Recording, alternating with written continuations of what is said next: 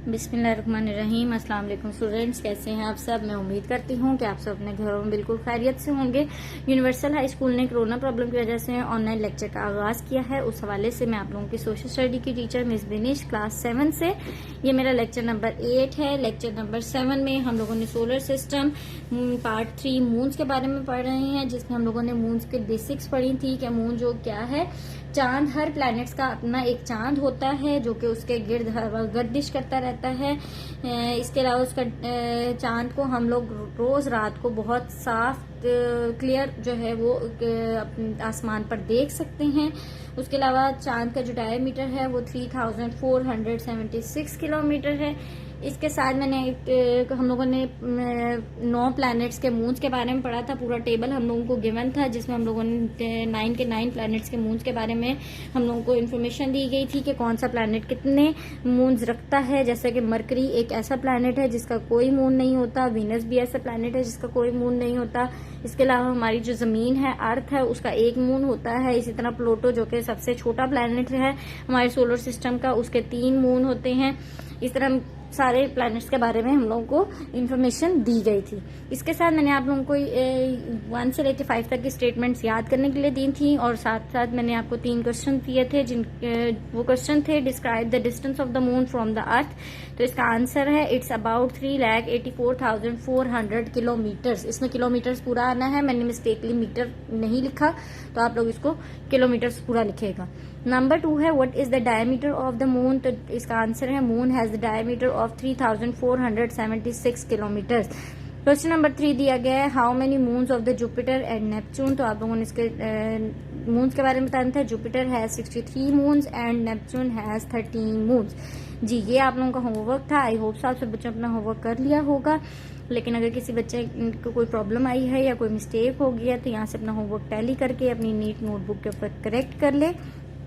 अब हम लोग लेक्चर नंबर 8 की तरफ आते हैं, तो सारे बच्चे अपनी नोट्स ओपन करें। Page number 3।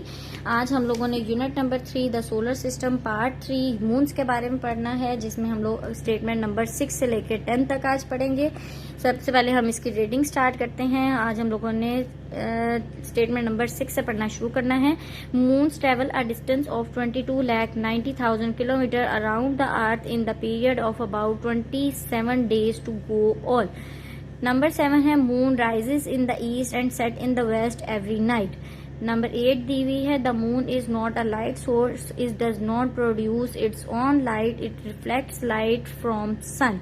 नंबर 9 है the moons appear in to change shape but what we are activity सीन्स it is its portion lit up by the light from the sun in different way on different days. These is called the phases of moon. Number 10 है the lunar moon is the time the moons take to passing through a complete circle of its phases and it measures from new moon to new moon. जी, इसमें जो आपकी statement number 9 है उसमें एक definition है faces of moon की, और statement number 10 जो है वो भी एक डेफिनेशन है लूनर मून की। तो ये दोनों स्टेटमेंट जो है इसको आप अंडरलाइन कर लें, ये आप लोगों की डेफिनेशंस है। इसके बाद हम लोग अब स्टेटमेंट नंबर 6 से मैं आप लोगों को एक्सप्लेन करना शुरू करती हूँ। साथ साथ मैं आप लोगों को मीनिंग्स भी लिखवाती जाऊंगी, तो सारे बच्चों ने उन तमाम वर्ड्स के मीनिंग्स को अपनी अपने नोट्स के ऊपर आप लोगों ने हर मीनिंग को लिखते जाना है। सबसे पहले स्टेटमेंट नंबर 9 दिया है। स्टेटमेंट नंबर 9 में कह रहे हैं moons travel a distance of 22,90,000 kilometre around the earth in the period of about 27 days to go.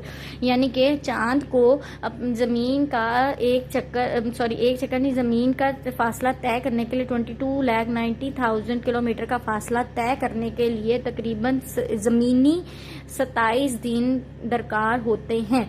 यानी कि 27 दिन के अंदर चांद जो है वो जमीन का 22,90,000 किलोमीटर का फासला मुकम्मल कर लेता है।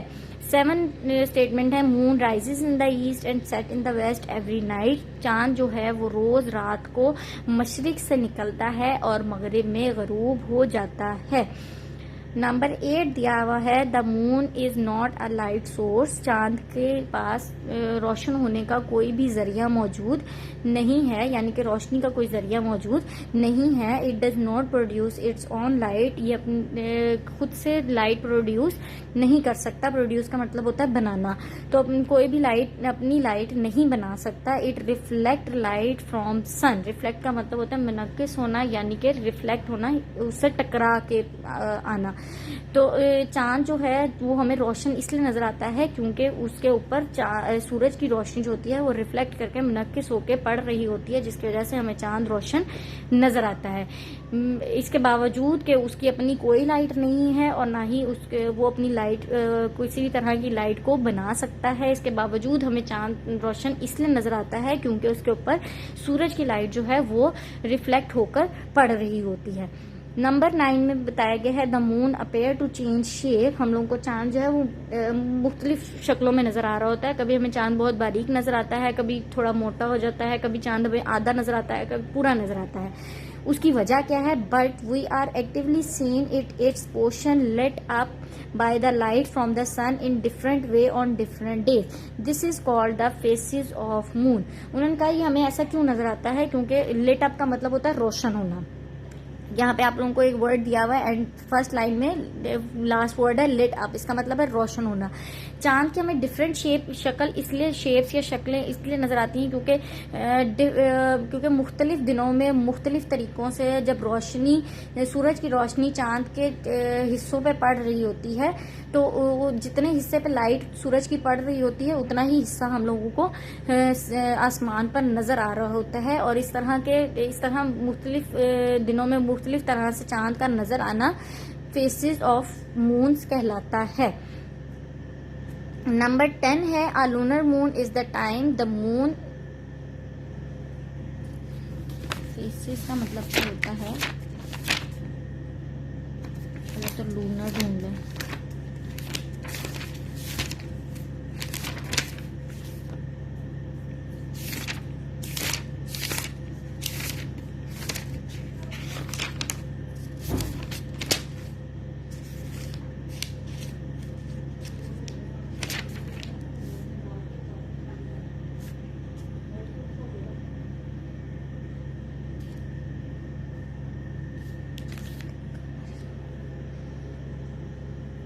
A lunar moon is the time the moon takes a passing through a complete circle to its faces and its measure from new moon to new moon. Lunar कहते हैं कमरी, तो कमरी चांद क्या कहलाता है? क्या होता है? कमरी चांद होता है जब चांद अपने पूरे फेसेस कंप्लीट कर लेता है। फेसेस होता है मतलब पहले बहुत बारीक नजर आता है, उसके बाद थोड़ा मोटा होता है, फिर मोटा होता है, इस तरह उसकी मोटाई बढ़ती बढ़ती पहले हाफ होती है और फिर उसी तरह चांद जो है वो दोबारा 15 दिन के बाद मुकम्मल हमें नजर आता है और उसके बाद वो कम होना शुरू हो जाता है, यानी कि छोटा होना शुरू हो जाता है और वापस जो है अपनी पहली बहुत बारीक चांद के ऊपर कन्वर्ट हो जाता है। जब ये पूरे फेसेस कंप्लीट हो जाते हैं that is called the lunar moon.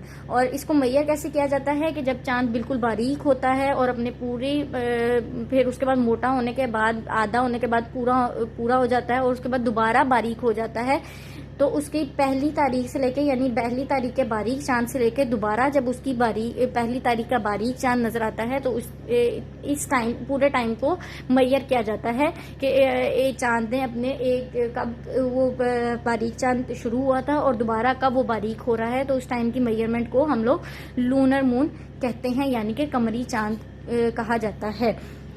Lecture number 8 हमारे यहीं तक था। आई होप सो आप सब बच्चों को समझ आ गया होगा। अगर आप लोगों को कोई प्रॉब्लम होती है तो आप काइंडली मुझसे कांटेक्ट करें, मैं इसको मजीद एक्सप्लेन कर दूंगी। इसके साथ मैं आप लोगों को एक होमवर्क दे रही हूँ जिसमें आप लोगों ने 2 डेफिनेशन करनी है, what is faces of moon और डेफिनेशन 2 है डिफाइन लूनर मून। दोनों डेफिनेशन आप लोगों ने अपने नीट नोटबुक के ऊपर लिखनी है और साथ ही आप लोगों ने इस लेक्चर के हम लोगों ने 6 से लेकर 10 तक की स्टेटमेंट पढ़ी है, तो आपने ये सारी स्टेटमेंट्स याद भी करनी है क्योंकि इसके अंदर बहुत सारे एमसीक्यूज और बहुत सारी फिलिंग द ब्लैंक्स बनती हैं, तो इन स्टेटमेंट्स को आप लोगों ने साथ याद भी करना है। लेक्चर नंबर 9 में इंशाल्लाह हम लोग unit number 3 the solar system part 3 moons के स्टेटमेंट नंबर 11 से लेके 15 तक पढ़ेंगे। इंशाल्लाह ये लेक्चर नंबर 9 में हम लोग पढ़ेंगे। अल्लाह पाक आपको और आपके घर वालों को अपने हिफ्ज़-ओ-अमान में रखे। अल्लाह हाफिज़।